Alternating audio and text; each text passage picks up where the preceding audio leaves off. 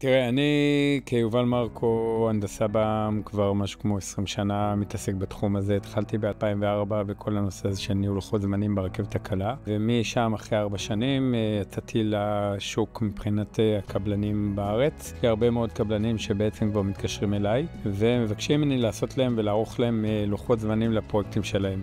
בונים לוח זמנים לפי צו התחלת עבודה. ברגע שהכל מאושר, אנחנו נמצאים 50% כבר מאחורינו, ומשם מתחילים את העבודה. לוח זמנים מורכב ממשימות, כל משימה יש לה לוח זמנים, יש לה משך, יש לה קשר, יש לה הרסלים, יש עיצובים, ובסוף זה לוח זמנים שהוא אמור לתת תשובה לאותו מנהל פרויקט, כבר באתר שהוא יכול בעצם ממש לעבוד עם לוח הזמנים הזה. עכשיו, כל חודש מגיעים ומעדכנים את הלוח זמנים. נותן את המענה, מגיע לאתר, אני נוסע משהו כמו 5,000 קילומטר בחודש, בשביל להגיע לכולם, לתת לכולם, אני מכיר את כולם, אני עושה את העבודה מהשלב של הבור עד השלב של המסירה.